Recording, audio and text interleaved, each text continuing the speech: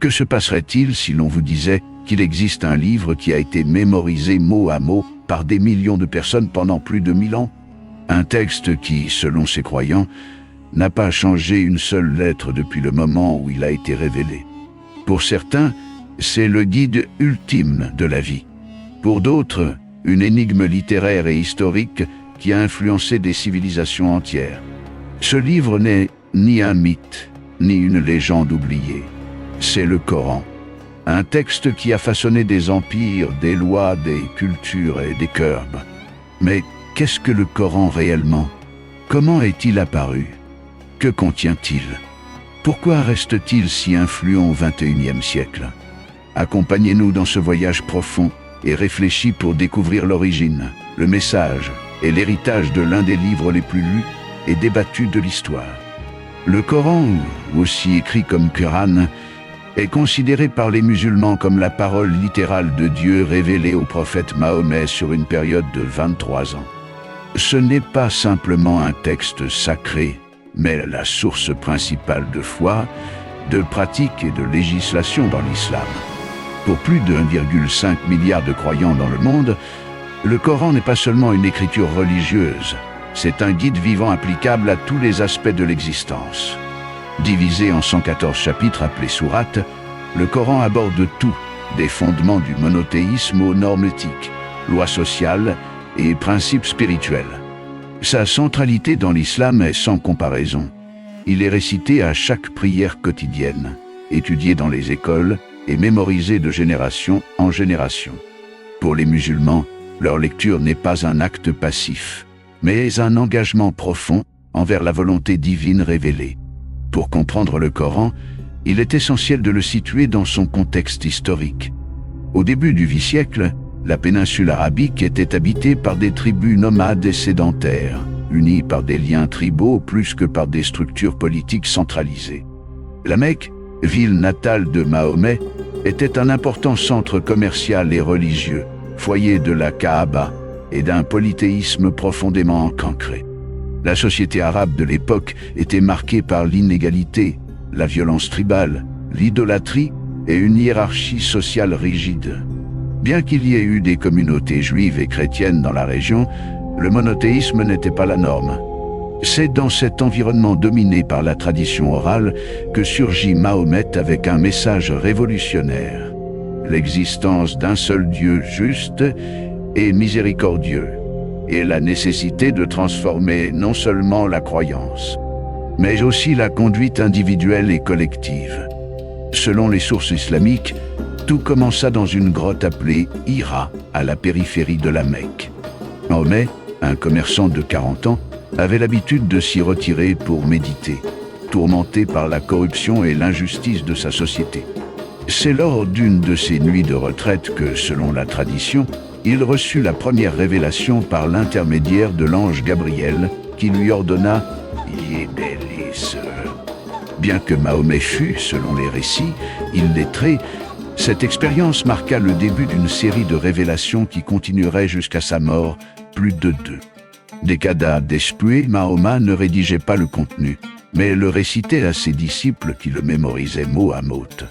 Ses premières aléas parlaient de la création, de la miséricorde de Dieu et de l'appel à l'humanité à reconnaître sa responsabilité morale.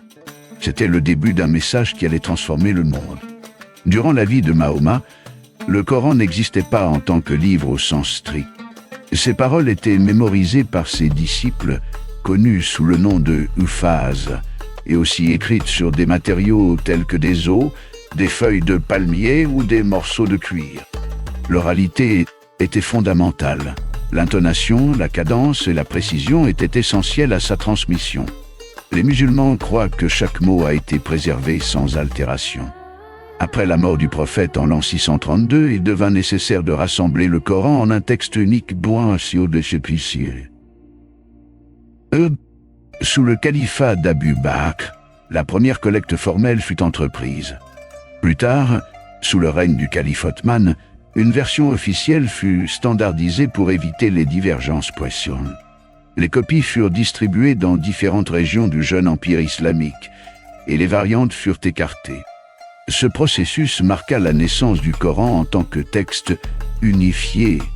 Le Coran est composé de 114 sourates ou chapitres, qui varient en longueur, allant de seulement 3 versets à plus de 200 alayas ou versets.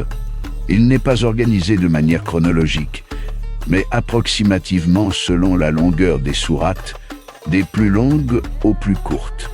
Cette disposition ne suit pas Le Coran ne suit pas une narration linéaire, mais tourne autour de thèmes récurrents tels que la foi, la justice, le jugement dernier et la miséricorde divine. Son contenu couvre une large gamme de sujets. Des récits de prophètes antérieurs comme Moïse, Abraham et Jésus, des appels à la réflexion sur la nature, des directives morales, des mandats sociaux et des normes juridiques. Bien qu'il contienne des règles légales, ce n'est pas un livre de loi en soi, mais plutôt un guide spirituel. Tout au long du texte, on perçoit un appel constant à la conscience, à la compassion et à l'obéissance à Dieu comme acte de libération intérieure et sociale. Le Coran est écrit en arabe classique, une forme de la langue qui a eu un impact décisif sur le développement ultérieur de la langue. Son style est unique. Il combine prose et poésie dans une forme rythmique et sonore qui ne se laisse pas facilement catégoriser.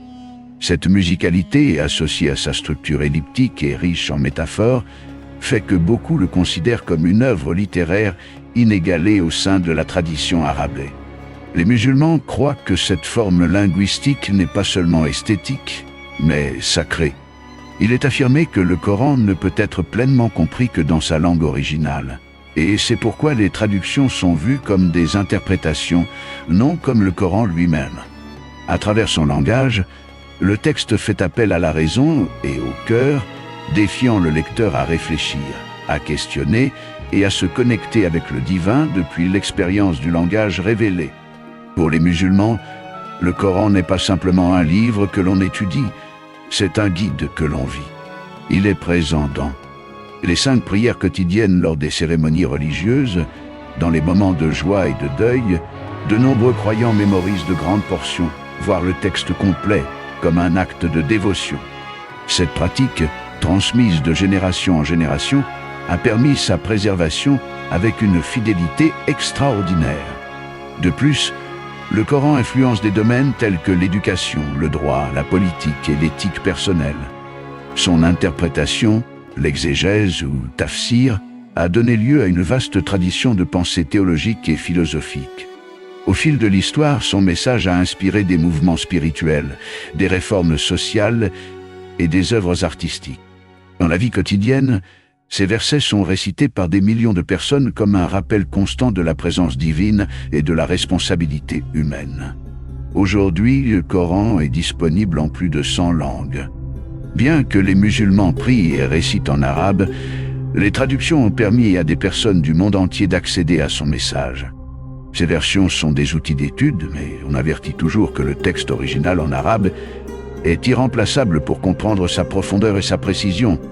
Dans le domaine académique, le Coran fait l'objet de recherches en histoire, linguistique, philosophie et études religieuses. Parallèlement, dans des contextes non musulmans, les perceptions varient. Certains le regardent avec curiosité, d'autres avec méfiance. Les interprétations extrêmes et les débats contemporains ont conduit à des lectures polémiques, mais aussi à des dialogues interreligieux qui cherchent à comprendre son véritable portée. Plus de 1400 ans après sa révélation, le Coran reste une voix vivante dans le monde moderne. Le Coran n'est pas un livre facile. Il exige attention, contexte et ouverture. Pour le croyant, c'est la parole de Dieu. Pour l'érudit, un témoignage d'une civilisation naissante.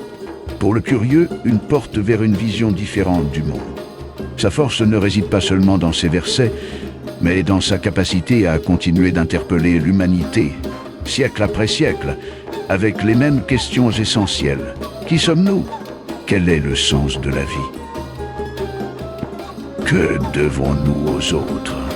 Comprendre le Coran ne requiert pas de partager sa foi, mais bien de respecter la place qu'il occupe dans l'histoire et dans des millions de vies.